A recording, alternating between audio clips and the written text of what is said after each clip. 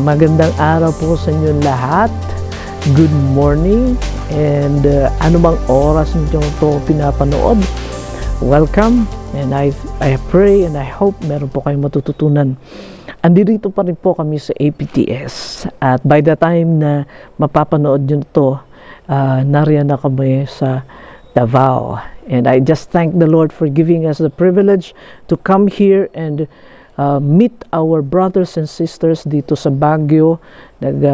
Nagdaos po ng kanilang 10th year anniversary at nakasama din po natin ang mga taga Pangasinan. Hallelujah! Nakita po natin doon sa workers conference na ginawa natin, napakarami pang gagawin. At nagpapasalamat tayo dahil hindi tayo ang gagawa nun. We are just vessels of God, and the Lord is channeling His power in and through us para magawa natin yung kalooban niya. Ngayon pong umagang ito, I will be sharing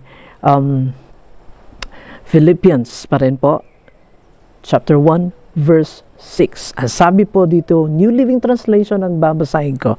I am certain that God, who began a good work within you, will continue His work until it is finally finished on the day when Jesus Christ returns. Napakaganda po ng sinabi dito ni Pablo. Sigurado siya, in other translation, being confident. He trusts the God who began a good work. Sa ibang translation naman is faithful, no? Kasi Diyos siya, hindi siya katulad natin. And we thank God because siya ang nagsimula ng magandang gawain sa buhay natin.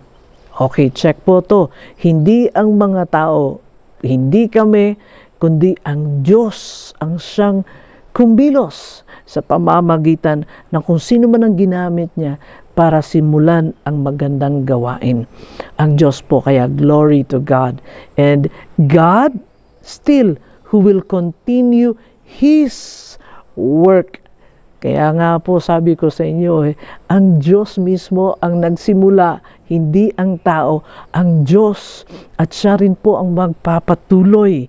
He will continue His work. This is the work of God within you. Kung ikaw po ay na-bless sa isang tao, pagkilos po ng Panginoon yon. Kung ikaw po ay na-amaze doon sa mga sinasabi ng mga taong napagpala ka, still, pagkilos ng Panginoon yon sa pamamagitan nila. Kaya glory to God, because it is God who works within you. And ang sabi po nga dyan, until it is finally it is finished. Wow! Hebrews chapter 12 verse 2, ang sabi po doon, fixing our eyes unto Jesus, the author and finisher of our faith. The Alpha and Omega. Naririnig po natin, pag sinabi pong Alpha, yan po ang first letter ng Greek, no? And then Omega, the last letter. So, ibig sabihin, within that 24 letters po meron ang Greek, no? So Alpha, Beta, Gamma, Delta, Epsilon, and so on so forth hanggang sa Omega. Mga kapatid, ang buhay natin bilang isang Kristiyano, ang Diyos ang siyang nagsimula. Alpha, meron pa po tayong madadaanan na beta. Hindi ko po alam ano yun. Tapos, merong gamma, and then delta, and then, ibig sabihin lang, marami tayong mararanasan, madadaanan sa buhay natin bilang mga Kristiyano. May ups, may down, merong static merong minsan tayo yung kusang pumupunta, may kusa tayong maglingkod sa Panginoon, may kusa tayong magsamba sa Diyos. Meron naman parang tinutulak na lang natin yung sarili natin. Para bang, kailangan kong gawin, so sige na lang. Obligatory, parang ganun, no?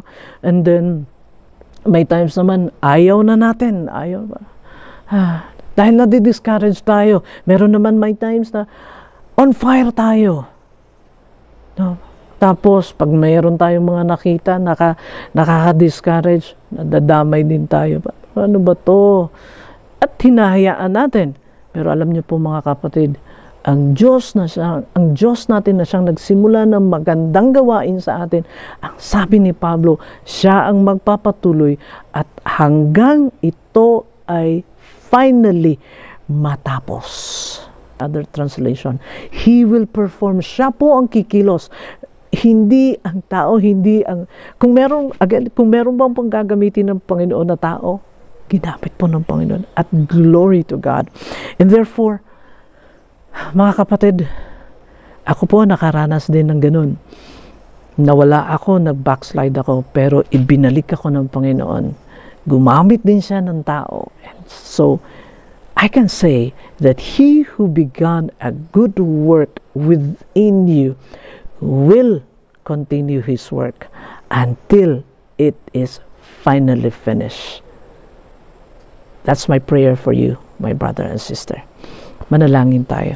Panginoon, ano man po ang nararanasan ng mga kapatid ko, dalangin ko po, patuloy mo silang kilusan at makita nila, Ikaw, O Diyos, ang kumikilos, humihipo at nagpapala sa kanila. Ano man ang estado ng kanilang spiritual growth, it is my prayer that they will see you, not the people, not the situation, not even the leaders. Lord, they may be inspired, but it is you, O Lord God, who works in all things. Thank you, Father, in Jesus' name. Amen. Magandang araw po sa inyo lahat and have a wonderful day.